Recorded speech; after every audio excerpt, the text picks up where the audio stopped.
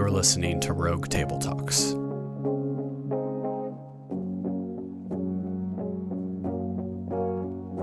Here's Mike. And here we are, once again. Mike and Chad are back together again.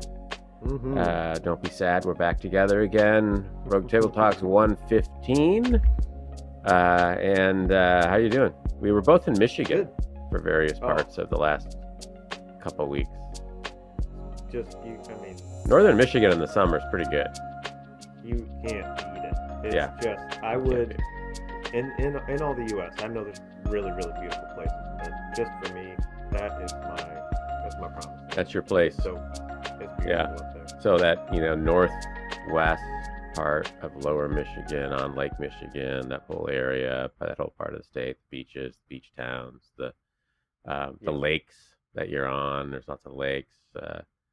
A lot of people don't realize, being on Lake Michigan. In fact, we were there, and somebody who's from California had never really been on, the shore of Lake Michigan. It's like, you come to a lake and you expect to see the other side. I mean, that's been their experience of lakes their whole life. Sure. Lake Michigan, it looks like you're at the ocean. It's just fresh water. Yeah.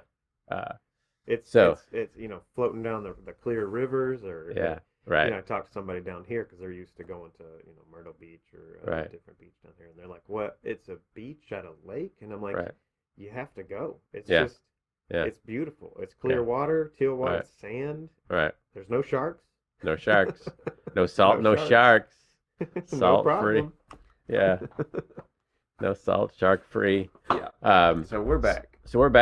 We're back at it. We're still talking about the one another's. You can subscribe to Rogue Table Talks anywhere. Anywhere you can subscribe to podcasts, I think we should be there. There's also roguetabletalks.com. Check us out there. And we are in this one another. Oh, we probably should say over the next few weeks. I think last week I flew solo for a short one. There might be a couple of those in there because we have various trips that we're going to be on, one or the other of us. For us, we didn't go anywhere for so long, and now, we finally had our family reunion, which was in Michigan, which we couldn't have last year. So a last year trip got pushed into this year. We're going to go see our son, who's stationed at an Air Force base in Utah. We're going to see him, next month. And then we're going to take our vacation. Nancy and I are actually vacation. We're going to go to New England at the end of September. Going to go to Maine. That's a state I've never been to. We've got lots of stuff. It seems like a lot. It seems like an excessive amount of travel, only because, I don't know, it seems like a year and a half we didn't go anywhere. Been traveling. Yeah, right. Nobody went anywhere. So in that, we'll kind of keep you posted, and there might be a couple of them, or one of us are doing something solo. But today we're talking about the one another's, how we are together, which seems apropos after the year we've had, and we are on forgive one another. Forgive one another. I don't know, like when I'm old enough that when I was a kid, kids would fight on the playground, like fight. And then some teacher would come, and usually these people kind of doing some sort of, they look like they're rolling around in the gravel and hugging underneath the jungle gym, and they're fighting, whatever that means. No one's in any real danger of anything. And then a teacher or somebody would come along and separate them, and then you say you're sorry. No, you say you're sorry. Shake hands. And they're like, sorry. And that's sort of one picture of forgiveness that isn't really forgiveness. It's sort of, sure. I know I'm supposed to say I'm sorry, and then I do say I'm sorry, but I haven't really forgiven. And of course, in that case, it might be trivial, but there is this sort of, because we have this Christian roots in our culture, there's a sense of forgiveness being something we should do, and yet I think we're sort of bad at it. And I kind of like to maybe explore that. What is it about forgiveness? It's central to the Christian faith, and yet I think it's not central to us, I don't think. And I was thinking about this, and I did a little. Poked around. I'd heard a couple of stories of people struggling with forgiveness, and one is where, and I think this actually happened. It's a number of years ago. There's a woman whose cat would get out of her yard and go over to the neighbor, and the neighbor would yell at her. The neighbor wasn't, wasn't a nice guy apparently. I'm going to kill your cat if it keeps going, whatever. And then one day the cat's dead in the middle of her backyard, and the guy's got a baseball bat leaning up against his garage. And whatever one does with law enforcement and all of that, and whatever one could or couldn't prove, and whatever, there's still the issue of, this is what this woman's, how do I forgive this person? I read another instance. I was thinking of pets, because it's sort of, when you involve pets or children, it seems like it's harder to forgive. There's an instance where these two people were out walking their dogs. One had a pit bull and one had a small little frou-frou dog or something. And the pit bull was being very aggressive or whatever, and the frou-frou dog was on the other side of the road, and kind of they were yelling. The owners were yelling at each other, and you keep control of your dog, and your dog is scaring my dog. And then the pit bull got away, or was, depending on who's telling the story, released by the owner. Pit bull runs over, kills the dog.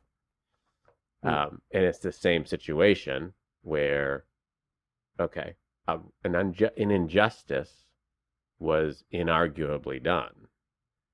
Yeah. And so, how do I deal with forgiveness here? Because forgiveness seems almost unjust. Like somebody's getting away with something. I mean, I can't just forgive you, and yet I'm supposed to forgive you. Do we feel that or name that contradiction? What do you think? Yeah, I think it's an interesting point that you bring up. There's kind of the Christian backdrop for our country, and I think that's true. Yeah, I see hey, look at each other, apologize, give each other a hug, say you're sorry all the time with kids type thing. But I wonder if the cynicism of late has just made people say, well, why would you forgive that guy? They need to pay. Like, why would you forgive the guy who kills your cat? Right. You shouldn't forgive them. It's unjust to forgive. Right. Yeah, you should not forgive them. Right. You should make them pay. Right. Now, again, there's this question of police and law enforcement and get people involved. Like, okay, sounds like it's something that should have, be taken handled by the system. But there's a personal issue. Right. You've been offended. You've been transgressed against. You've been sinned against. Like someone has, you have property or a pet or a child, something that belongs to you. Someone has taken it or hurt it or transgressed against you personally. So there's that question. And I just think today, the current of the culture says it's not even a conversation. Forgiveness is not a conversation.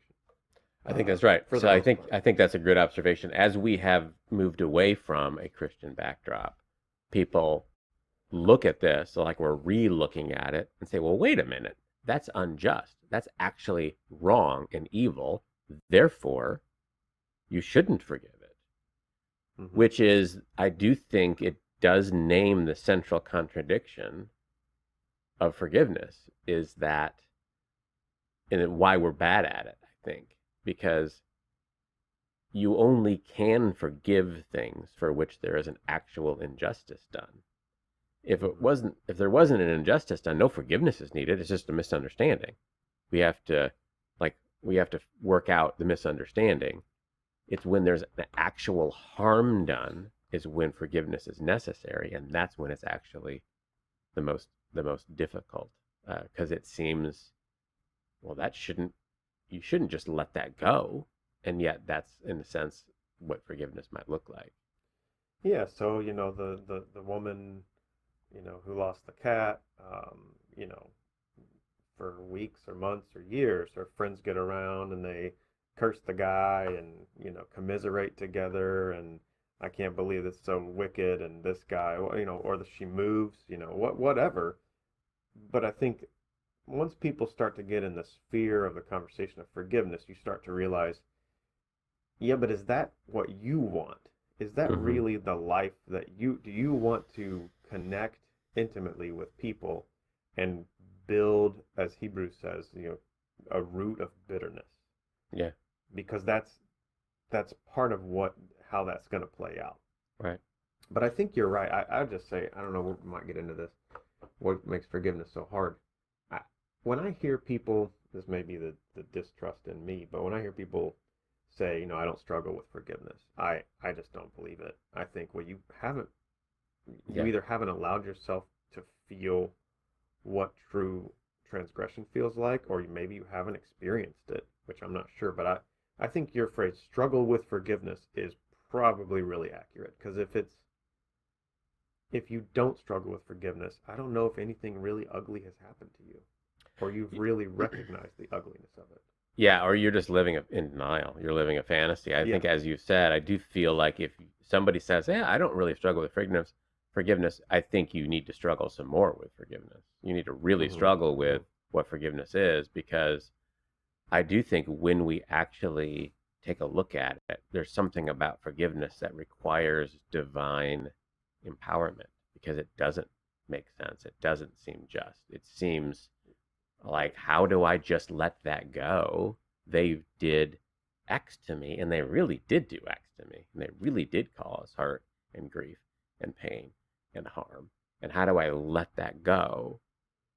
I do think that if you've never actually struggled with that, you maybe haven't really forgiven somebody, or maybe haven't really forgiven yourself, or maybe haven't really been forgiven.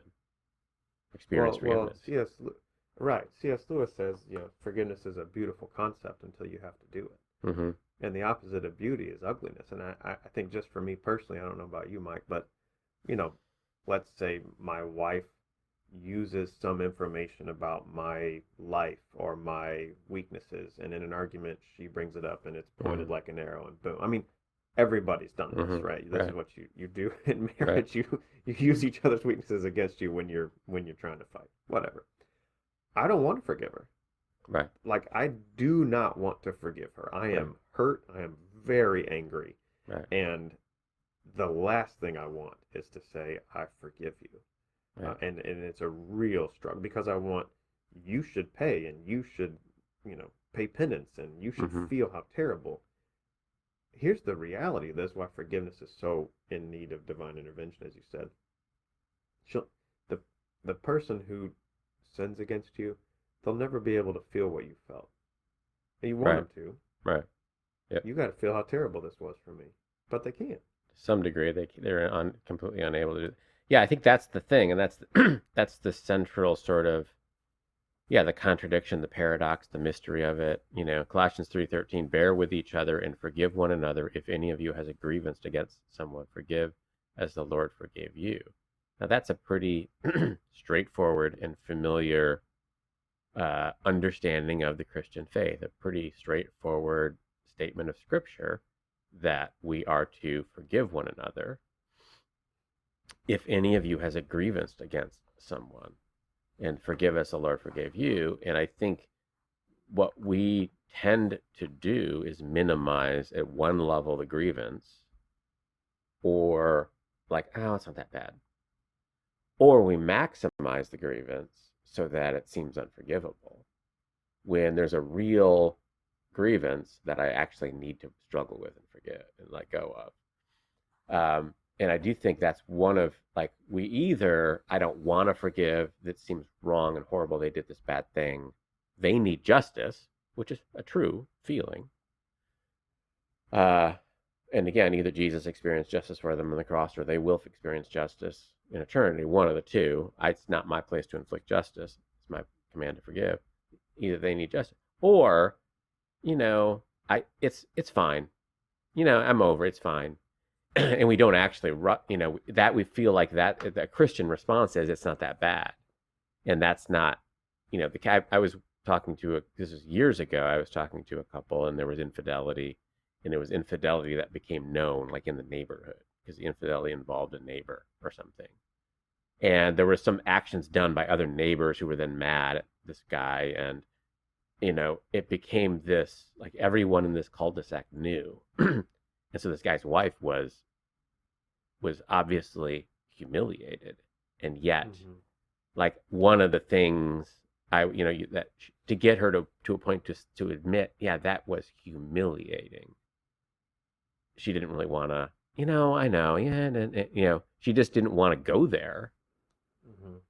But it was necessary to go there because at some point, whatever he's done that needs to be forgiven, at some point, if I withhold forgiveness long enough, I am the wrongdoer for withholding forgiveness. Well, that's what I was going to ask you. So, we talked a little bit about the implications of withholding forgiveness because I just want to hold on to my hurt and make them pay.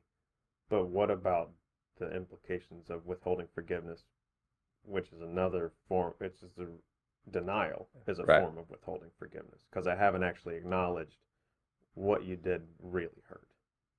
Yeah, I'm avoiding this clear statement and command of Scripture by actually saying I'm not in that situation. I don't need to forgive, which isn't true. I'm lying to myself. I'm in denial because I think partly because forgiveness is so hard. And part of what makes forgiveness hard is to admit, yeah, this thing was done wrong to me. I experienced this wrong. And at some point, maybe I have to feel the pain of that. I have to wrestle with the reality of it in order to forgive. And I don't want to do that. I wanted to say, no, it's fine, when it really isn't fine. And in the process, so I rob myself. I'm still carrying that, even though I'm telling myself I'm not. And I rob the other person because I'm still holding that against them. I'm just not admitting that I am, right? And it comes out in 1,000 other ways. That isn't there's all of these whatever side aggressive comments that are like seemingly at random, but of course they're not at random. You're actually mad about this thing over here that you just don't want to face. And I just think we can politely, semi-politely live in that space for a long time and think we are the righteous ones. Absolutely. So it's a different form of I'm justified for my unforgiveness.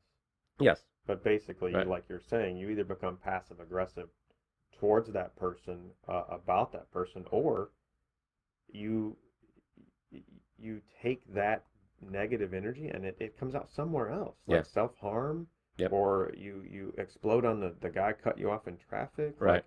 Like, you can't. Every lie has a cost. Every lie has a cost. And so when there's a denial is a form of a lie. And you really don't want to be the type of person, it sounds really preachy for me to say, but you don't want to be the type of person that starts to sweep hurt under the rug because it's a lie. If you do that's going to cost you something in the long run.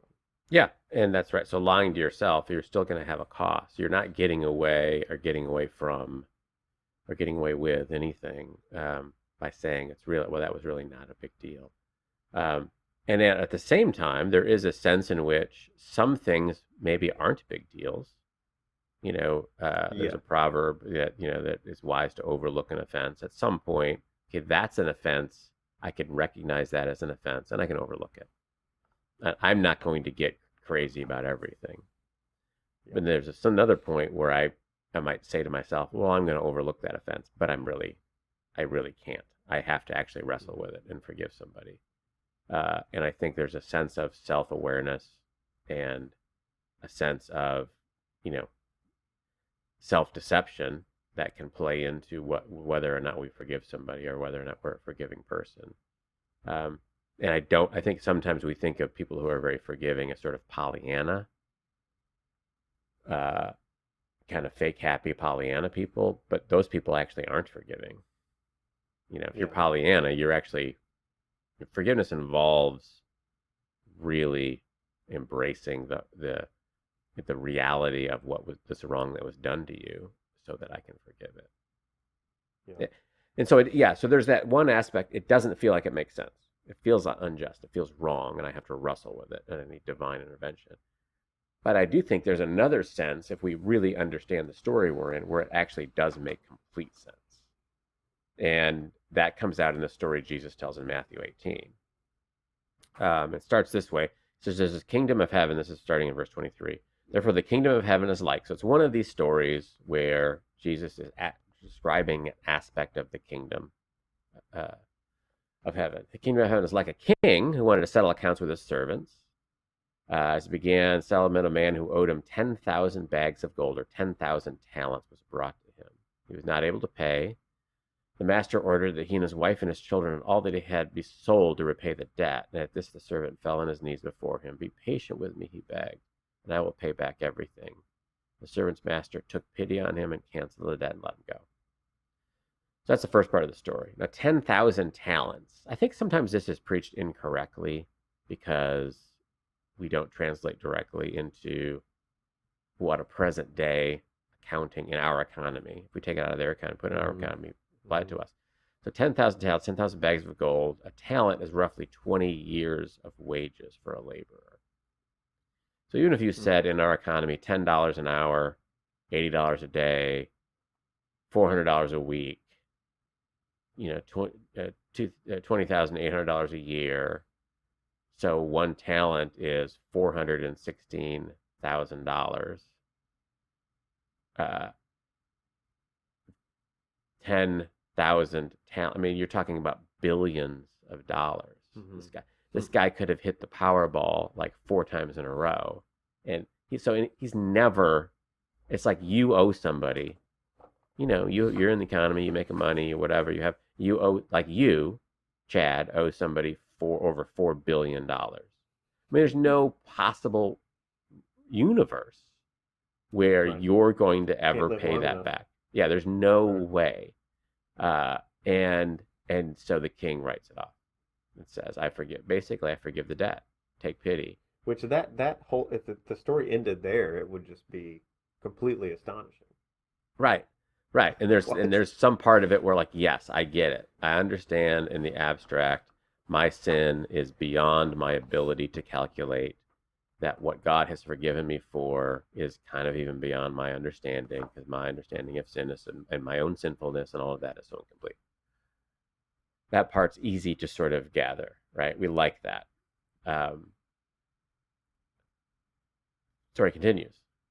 But when that servant went out, he found one of his fellow servants who owed him 100 silver coins or 100 denarii. So now 100 denarii, a denarii is 1 day of wage for a laborer. So sometimes it's like, well, it's just only a few pennies, which is an incorrect way of, I think, translating it into our economy. If we translate 100 days of wages for a laborer, 100 days at $10 an hour or whatever, it's $8,000. So it's not nothing. It's a real, like if somebody owed you $8,000, you lent me $8,000 and I'm like, yeah, I don't think whatever. Let's not talk about it. Whatever it is, like it's $8,000. It's not nothing. But when that servant went out, he found one of his fellow servants owed him 100 silver coins and grabbed him and began to choke him. Pay back what you owe me, he demanded. The fellow servant fell to his knees and begged him. So it's the same scenario. Be patient with me, I'll pay it back. But in this case, the guy probably, if he was patient, he probably would be able to pay it back eventually. It's only $8,000. But he refused. Instead, he went off and had the man thrown into prison until he could pay the debt. When the other servants saw what had happened, they were outraged and went and told their master everything that had happened. Then the master called the servant in. You wicked servant. I cancel all of that debt of yours because you begged me to. Shouldn't you have had mercy on your fellow servant just as I had on you? In anger, his master handed him over to the jailers to be tortured until he should pay back all he owed. This is how my heavenly Father will treat each of you unless you forgive your brother or sister from your heart. Okay, so that puts forgiveness in a whole nother light, right? That I have been forgiven from God's point of view. So it's not me and you sinning against each other anymore. Like that happens. But that's not the only thing. If it's me and you and it's 8,000 and you can't repay, okay, well, that's one level of thing.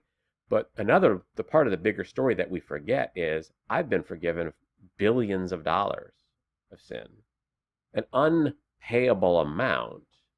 And in light of that, I'll never be able to condemn someone else to purgatory until they pay me back. I'm never going to be able to righteously be unforgiving if I really wrestle with the level at which I've been forgiven. And I just think we don't wrestle with the level that we've been forgiven. We don't view our stuff that way. What is that? I mean, so I'm prideful sometimes. So I'm not that humble. So I'm whatever. I mean, other people are worse. It's not that big a deal. So that's an incorrect view of what this debt that has been canceled for me.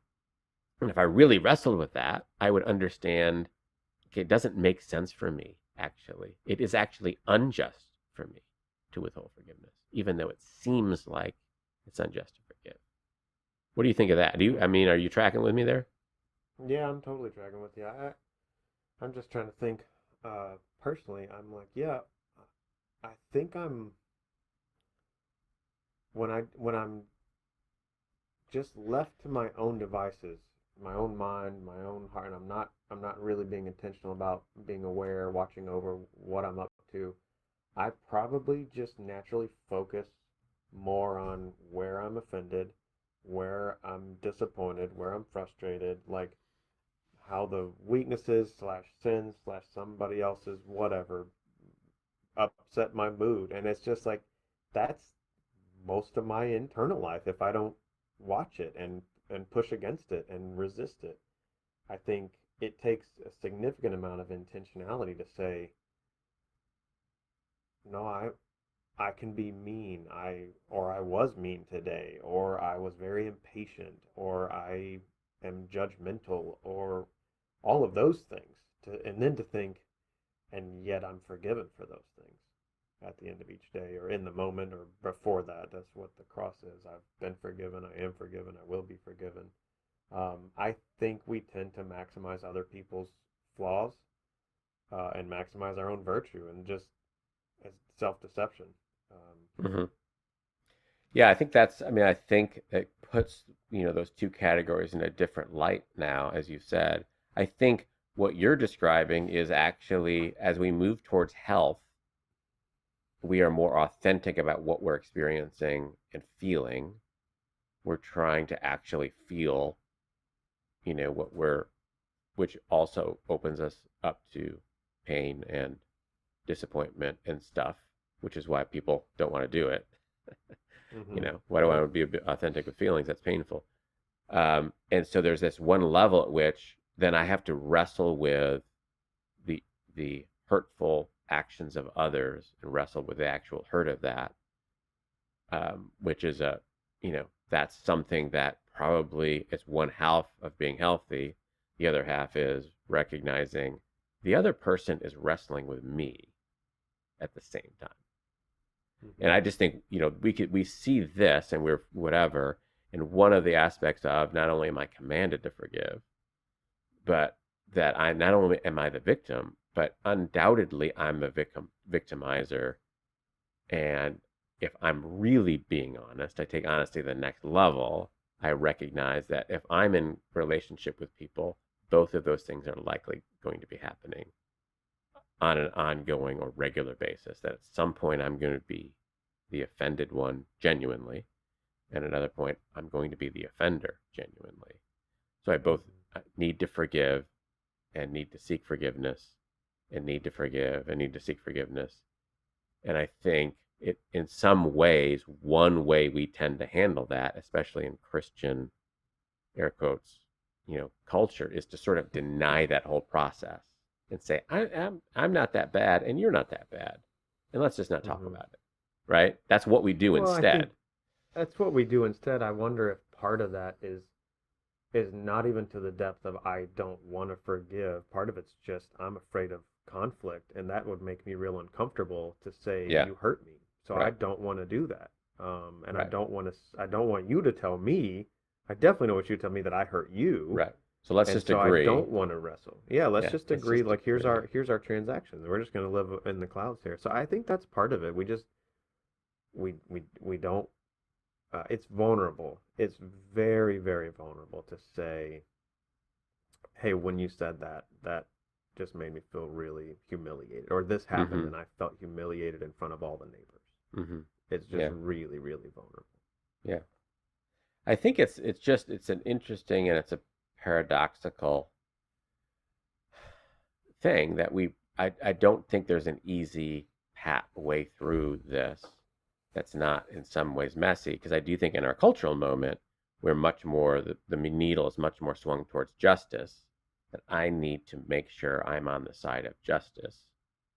And in a situation where injustices have been covered up for a long time, that we need to bring it to light and speak for justice. That's true, but that's only half the truth, in the sense that I'm still obligated to be a person of forgiveness, that ultimately God will bring justice, that ultimately I am not the enactor of justice for everyone else on social media. Even if I'm right, even if what I'm saying is actually right, and even if they are actually the evildoer, that I still, both of those things can be true. I can bring injustices to light, and I also must be forgiving as well. I think that's something, given the past, few years in America, the factionalization of things. We think that because I'm right about you, and I'm convinced I'm right about you, and I might be right about you, that therefore I can say this thing because you're wrong, and my rightness comes from condemning your wrongness publicly, which is sort of a Pharisee way of going at it. Instead of, I can reveal injustice so that it can be handled, but I also need to forgive. That both of those things have to happen at the same time. I'm listening to this. There's a short podcast series. I think it's maybe 5 or 6 podcasts or whatever. It's called The Rise and Fall of Mars Hill, which is, this, what happened to this church. And there's this sense of... Is this the Driscoll Mars Hill, or is this Rob Bell Mars Hill, or is Driscoll. It different? Okay. Driscoll, Okay. yeah. So just basically what happened at that church and what happened with him, and just sort of the Christianity that was represented in that era, the mega church, strong personality person, and how maybe that person exploited others and so on, and maybe not just maybe, but actually, and there's a sense of, oh, that was so wrong, oh, that's an injustice, oh, that's horrible, and yet, I mean, I have to let go of that. I have to forgive. I have to, and I think we're in this cultural moment where I do feel like it's very Pharisaical, where I get my righteousness by condemning your unrighteousness. Mm-hmm. And your unrighteousness might actually be totally unrighteous. I mean, and I'm not wrong about that. And yet I somehow have to not gloss over what's really wrong. And at the same time, while not glossing over it, I have to be able to forgive it.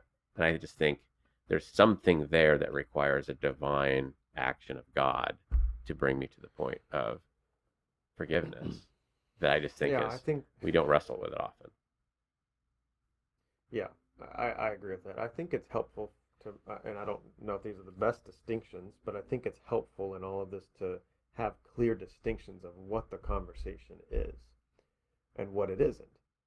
Let's just use Driscoll, for instance. So forgiveness doesn't mean let's continue to allow him to do these things, mm-hmm. and allow him to lead this church, and whatever. And reconciliation is a conversation in the realm of forgiveness, but it can also be different, because you can forgive without reconciliation, right? But you can't have reconciliation without forgiveness.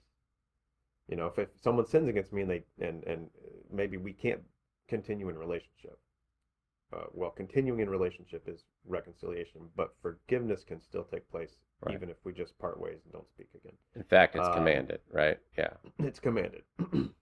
And so then there's the idea of, okay, but the justice conversation. Okay, so what do we do with the Driscoll?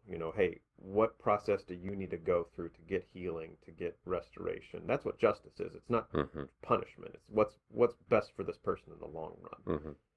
How do we help them get redemption or see that they need redemption? So I think it's helpful to make, what distinction is this? What conversation am I having?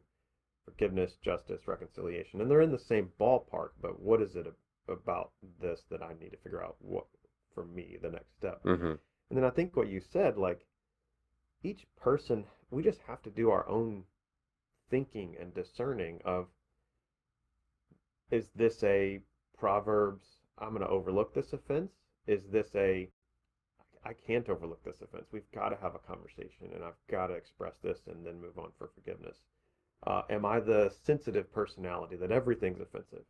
Am I the denial personality that nothing offends me because I don't like? Who are you, and where do you need to get in the ring with forgiveness? All right. Yeah. I think all that's right. It's healthy, and there's no, we're going to get that wrong for sure from time to time. Yeah. I do think there's this sense of forgiveness that's, we have to wrestle with this real thing done to us, and sometimes we have to wrestle with it with people we can't be reconciled to. Somebody who's dead. You have to forgive your father, even though your father died 10 years ago. And that's sort of where you still have to forgive them. You still have to, which means still have to wrestle with the harm done by them to you and forgive them. The other thing about forgiveness that I think is a truism is whenever I have to forgive somebody, actually, I have the occasion to continue to forgive them many times. Because, what is forgiveness? Somehow I'm letting go of something. I'm ceding the moral high ground back. I'm, wrestling. And I do think we have this magic wand and, hope that I've forgiven you. Therefore, I'm never going to feel bad about this ever again, which is just false. You're going to wake up tomorrow and feel bad about it again. And you're going to have to almost re-forgive, reenact forgiveness because it kind of keeps coming up. Do you think that's true about like not just a small little thing, but some larger wrong, you wrestle with it, you forgive it, and then a day later, a week later, you're like, that was horrible. And you have to sort of let it go again, a lifetime later. Yes. I think, there's such unhelpful teaching around this concept because I've heard people say, if you've really forgiven them, you forget it and it never comes to your mind again, or you never have those hurt feelings again. And I'm like, yeah, but what about people who are abused or people whose parents neglected them or blah, blah, blah? Like, whatever. Everyone's got their story. You may feel that for the rest of your life. Right. And you can have to continue to go into forgiveness. And to me, part of forgiveness, if they're still alive, is how are you interacting with them? Are you punishing them? Right. With coldness or silence or passive aggression. Okay, well then you have to go back to forgiveness. You have to go back to forgiveness. And I think sometimes it is a one and done. I forgive you and we move forward and there's, we're done with that. But I think for some instances and for some personalities, this is a real struggle for depending on circumstance. Right. Especially if you're a justice sort of person. If justice is important to you, the injustice of forgiveness is going to be revisited a few times. And I just think that's, again, sort of the paradox of forgiveness is it's difficult and we sort of need help. We need help, with one another.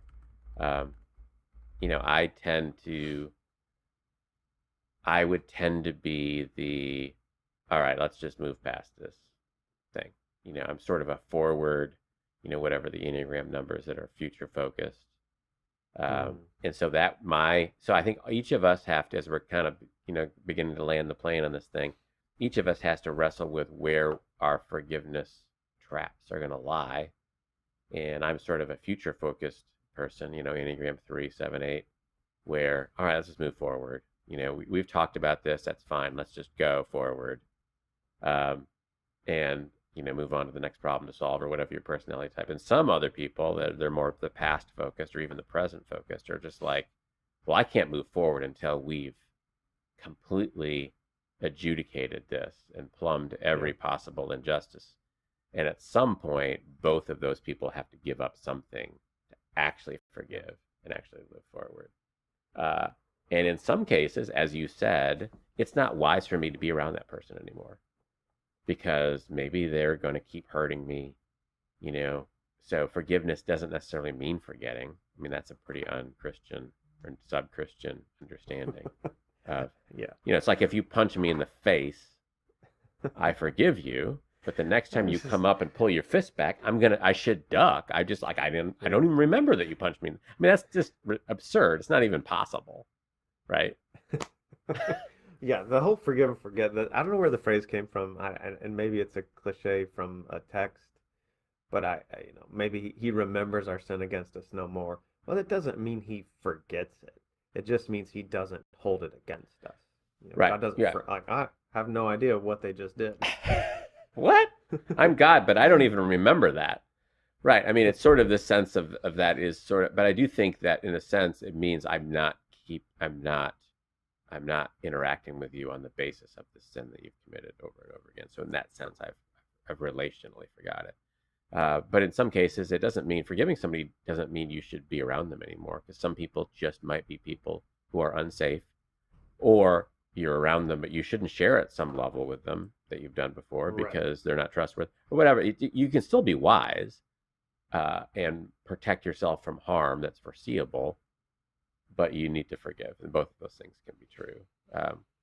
So I don't. It's a topic that I think we could probably talk about to some degree and wrestle with this. I just think one of the basic things that what we started with, when someone's really done something wrong to us that is sort of inescapable, like somebody killed my dog, it's really hard to forgive. And that's sort of what that I think lays bare is it's always really hard to forgive. And in some cases, it's more obvious that it's really hard to forgive. And yet we're called to it.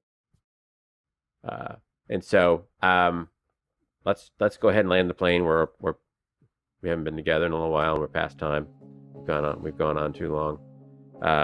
And I guess let's bear with one another and forgive one another, go together in this Colossians 3 verse. And I think that's sort of, I need to forgive you and bear with you at the same time, and maybe bearing with that it's hard to forgive you, bearing with your lack of forgiveness of me. All of that has to go together. And for that, we will need God's grace. And so I just encourage one another to seek Him, to live these commands out by the power of the Holy Spirit, and to live in grace and peace. So, grace and peace. Thanks for listening to Rogue Table Talks. Be sure you're subscribed to our podcast wherever you listen and on our YouTube channel. Just search Rogue Table Talks.